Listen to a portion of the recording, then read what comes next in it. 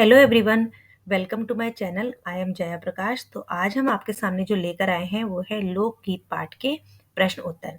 तो प्रश्न उत्तर करने से पहले हम इसके कुछ कठिन शब्दों के अर्थ जानेंगे। पहला शब्द है लोच। लोच का मतलब होता है लचीलापन, फ्लेक्सिबिलिटी। झांझ। झांझना एक कीर्तन में या फिर लोकगीतों में बजाने वाला एक वाद्य यंत्र होता है जो कांसे की दो तश्तरियों से बना होता है और उन तश्तरियों को आपस में बजाकर ये बजाया जाता है। करताल। करताल का मतलब होता है तालियां। हे। हे मतलब हीन, निर्द्वंद्व, बिना किसी दुविधा के। मर्म को छूना मतलब प्रभावित करना। आह्लाद कर, प्रसन्न करने वाला। सिरजती यानी बनाती। पुट मतलब अंश। तो चलिए ये थे कुछ शब्दार्थ। अब आके प्रश्न उत्तर करते हैं। पहला प्रश्न है, निबंध में लोकगीतों के किन पक्षों की चर्चा की गई है? बिंदुओं के रूप में उन्हें लिखिए। जो आपने पाठ पढ़ा था ना, इसमें किन पक्षों की किन बातों की चर्चा की गई है उनको हमें लिखना है। उत्तर है इसका, प्रस्तुत निबंध में लोकगीतों का इतिहास, उनकी रचनात्मकता, जनमानस में लोकप्रियता, स्त्रियों का लोकगीतों में योगदान, उनके विभिन्न प्रकार, उनकी भाषा जैसे अनेक बिंदुओं पर चर्चा की गई है। अगला प्रश्न है, हमारे यहाँ स्त्रियों के खास गीत कौन कौन से हैं? तो उसका उत्तर है, हमारे यहाँ स्त्रियों के खास गीत सावन में गाए जाने वाले कजरी गीत, त्योहार, विवाह, जन्मोत्सव, प्रेमी प्रेमिका को छेड़ने वाले छेड़छाड़ भरे गीत, पनघट व नदियों के किनारे खेतों में गाए जाने वाले आदि स्त्रियों के कुछ खास गीत हैं। अगला प्रश्न है, निबंध के आधार पर अपने अनुभव के आधार पर यदि तुम्हें लोकगीत सुनने के मौके मिले तो तुम लोकगीतों की कौन सी विशेषताएं बता सकते हो? मतलब अगर कभी आपको लोकगीत सुनने का मौका मिले तो आपको वहाँ की क्या क्या चीज़ें अच्छी लगेगी, उस लोकगीत में क्या क्या बातें अच्छी लगेगी, उनकी क्या विशेषताएं होंगी, वो हमें बताना है। तो इसका उत्तर है, लोकगीतों की कई अपनी विशेषताएं होती हैं। अब जैसे लोकगीतों को सुनने से ही हमें अपनी मिट्टी से जुड़ाव का अनुभव होता है। लोकगीत हमें गांव के जीवन से परिचित करवाते हैं। इनके साथ बजाए जाने वाले वाद्य यंत्र अत्यंत सरल होते हैं। इन गीतों से मन में उत्साह और उमंग का संचार होता है। इन गीतों को गाने के लिए किसी विशेष ज्ञान की आवश्यकता नहीं होती है। ये सरल और सहज गीत होते हैं। इनके रचनाकार स्त्री और पुरुष दोनों होते हैं, है ना? तो ये सब हमारी विशेषताएं होती है लोकगीतों की। अगला प्रश्न है, पर सारे देश के अपने अपने विद्यापति हैं। ये जो वाक्य आया था ना पाठ में, पर सारे देश के अपने अपने विद्यापति हैं, इस वाक्य का क्या अर्थ है, क्या मतलब है इसका? पाठ पढ़कर मालूम करो और लिखो। तो इसका मतलब है कि कवि विद्यापति बड़े प्रसिद्ध कवि हैं। आज भी विद्यापति के गीत पूरब में हमें सुनने के लिए मिलते हैं। परंतु यहाँ पर कवि के कहने का तात्पर्य यह है कि अपने अपने इलाके में जो लोग इस प्रकार के लोकगीतों की रचना करते हैं वे विद्यापति हैं। मतलब विद्यापति जो हैं वो बहुत ही बड़े प्रसिद्ध कवि रहे हैं, तो इसलिए जो भी अपने लोकगीत का निर्माण करते हैं या उनकी रचना करते हैं उन सबको विद्यापति कहा गया अपने इलाके का। ठीक है। अगला प्रश्न है, क्या लोकगीत और नृत्य सिर्फ गांवों या कबीलों में ही पाए जाते हैं? शहरों के कौन से लोकगीत हो सकते हैं? इस पर विचार कर लिखो।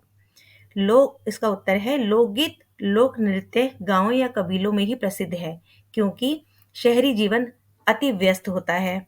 अब देखो ना, क्योंकि अब ये खाली गांव तक ही सीमित हो गया है। अब शहरों में तो लोगों का जीवन इतना ज़्यादा व्यस्त हो गया है, बिजी हो गया है कि उनका इस तरफ ध्यान ही नहीं जाता। तो इसका उत्तर है, लोकगीत और लोक नृत्य गांवों या कबीलों में ही प्रसिद्ध है, क्योंकि शहरी जीवन अति व्यस्त होता है। शहर में जगह की भी कमी पाई जाती है, परंतु कुछ खास अवसरों जैसे विवाह, त्योहार, धार्मिक अनुष्ठान आदि पर यहाँ पर भी लोग अपने अपने गांवों से लोक कलाकार और लोक नृत्यकों को बुलाते हैं। अब क्या है कि वो खुद ना भी गाते हों या उन्हें ना भी आते हों, पर वो अपने गांवों से उन लोगों को बुला लिया करते हैं जो लोकगीत गाना जानते हैं और नृत्य करना जानते हैं। ठीक है। अगला प्रश्न है, जैसे जैसे शहर फैल रहे हैं और गांव सिकुड़ रहे हैं।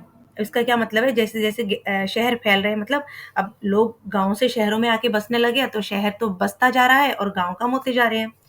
तो जैसे जैसे शहर फैल रहे हैं और गांव सिकुड़ रहे हैं, लोक गीतों पर उनका क्या असर पड़ रहा है? अपने आसपास के लोगों से बातचीत करके अपने अनुभवों के आधार पर एक अनुच्छेद लिखो। अब गांव भी शहरीकरण से अछूते नहीं रह गए हैं। सिनेमा घर घर घर टेलीविजन, मनोरंजन के सस्ते साधन उपलब्ध हो जाने के कारण भी अब लोकगीत जो है वो कम होते जा रहे हैं। ठीक है, तो बात करते हैं भाषा की।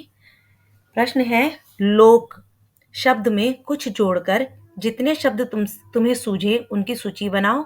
उनकी सूची बनानी है और इन शब्दों को ध्यान से देखो और समझो कि उनमें अर्थ की दृष्टि से क्या समानता है। इन शब्दों से वाक्य भी बनाओ, जैसे लोक कला। अब इन्होंने हमें एक शब्द दे दिया है लोक, इनमें हमें कुछ जोड़ना है, कुछ भी शब्द जोड़ना है, उनसे एक नया शब्द बनाना है। ठीक है, और उनके अर्थ को समझना है और उनके अर्थ को समझते हुए उनकी समानता को बताना है। तो जैसे अब हमने लोक में जोड़ दिया प्रिय, तो लोकप्रिय।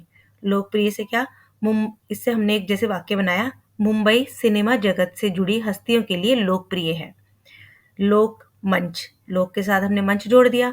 लोक मंच कलाकारों को अपनी कला दिखाने के लिए उपयुक्त माध्यम है। लोक वाद्य, लोक वाद्यों की महत्ता कम होती जा रही है। लोकहित, नेताओं को लोकहितों को ध्यान में रखकर योजनाएं बनानी चाहिए। लोकतंत्र, भारत के अलावा कोई भी अन्य देशों में लोकतंत्र है, कई अन्य देशों में लोकतंत्र है, सॉरी। ठीक है, अब अगला प्रश्न है, 12 मासा गीत में साल के 12 महीनों का वर्णन होता है। 12 मासा का मतलब होता है कि 12 महीने, पूरे साल। नीचे विभिन्न अंकों से जुड़े कुछ शब्द दिए गए हैं, इन्हें पढ़ो और अनुमान लगाओ इनका क्या अर्थ है और वह अर्थ क्यों है। इन सूची में तुम अपने मन से सोचकर भी कुछ शब्द जोड़ सकते हो, जैसे इकतारा, सरपंच, चारपाई, सप्तर्षि, अठन्नी, तिराहा, दोपहर, छमाही, नवरात्र। तो ये सारे क्या हैं, हमें कुछ शब्द दिए हुए हैं। इकतारा, जैसे 12 मास होता है ना, 12 मासा का मतलब होता है 12 महीने, ऐसे इकतारा, इकतारा मतलब एक तार से बजने वाला यंत्र, वो इंस्ट्रूमेंट जो एक ही तार से बनता है। सरपंच, सरपंच का मतलब होता है पंचों का प्रमुख। चारपाई मतलब 4 पैरों वाली। सप्तर्षि मतलब 7 ऋषियों का समूह। अठन्नी मतलब 50 पैसों का सिक्का, 50 पैसे का सिक्का। तिराहा मतलब 3 रास्ते जहाँ मिलते हैं, जैसे चौराहा होता है उसे 4 रास्ते जहाँ मिलते हैं, ऐसे ही तिराहा होता है जहाँ पर 3 रास्ते मिलते हैं। दोपहर यानी जब दिन के 2 पहर मिलते हों। छमाही 6 महीने में होने वाला। नवरात्र 9 रातों का समूह। ठीक है, अब कुछ एमसीक्यू क्वेश्चन आंसर मैं आपके लिए लेकर आई हूँ। पहला प्रश्न है, लोकगीत पाठ के लेखक कौन है? प्रेमचंद, विष्णु प्रभाकर, विनय महाजन या भगवत शरण उपाध्याय? तो सही उत्तर है भगवत शरण उपाध्याय। अगला प्रश्न है, लोकगीतों की भाषा कैसी होती है? संस्कृत निष्ठ होती है, शास्त्रीय होती है, आम बोलचाल होती है या फिर अनगढ़ होती है? तो इसका सही उत्तर है आम बोलचाल भाषा होती है उनकी। ठीक है, अगला प्रश्न है, लोकगीत शास्त्रीय संगीत से किस मायने में भिन्न है? लय, सुर और ताल में भिन्न है, लोच, ताजगी और लोकप्रियता से भिन्न है, मधुरता से भिन्न है, या इनमें से इसका उत्तर कोई भी नहीं है?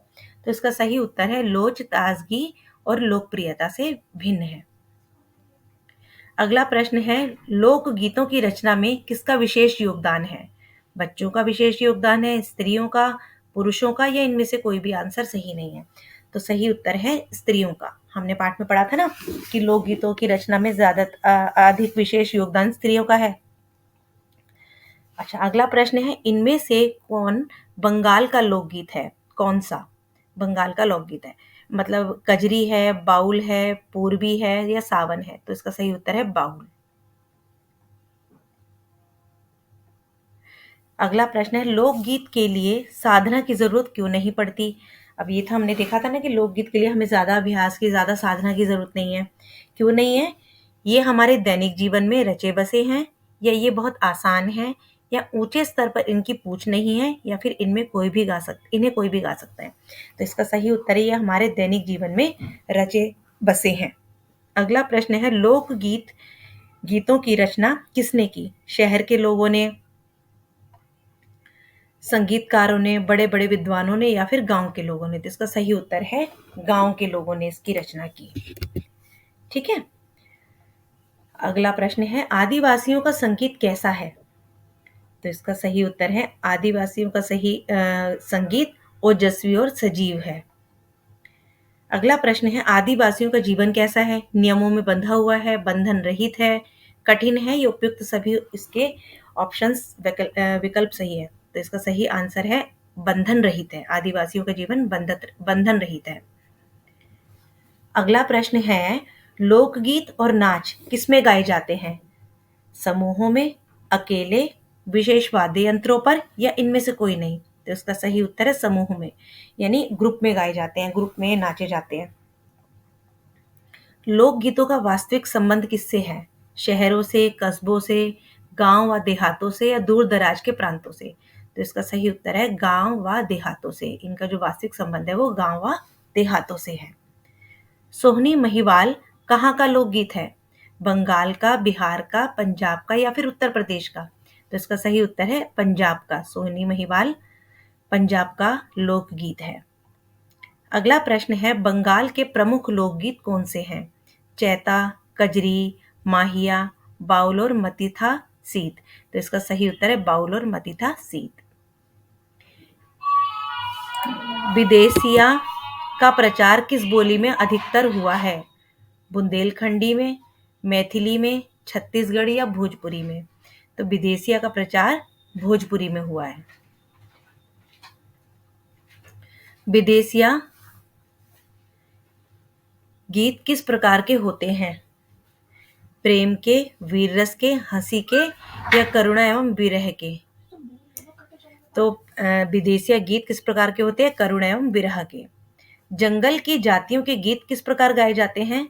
अकेले, केवल स्त्रियां ही गाती हैं, केवल पुरुष ही गाते हैं या फिर स्त्रियां और पुरुष दल बनाकर गाते हैं? तो इसका सही उत्तर है स्त्रियां और पुरुष दोनों दल बनाकर गाते हैं। आई होप कि आपको ये सब प्रश्न उत्तर अच्छे से समझ आ गए होंगे। अगर आपको ये वीडियो पसंद आए तो इसको लाइक कीजिएगा, सब्सक्राइब कीजिएगा और अपने फ्रेंड्स के साथ शेयर कीजिएगा। Thank you.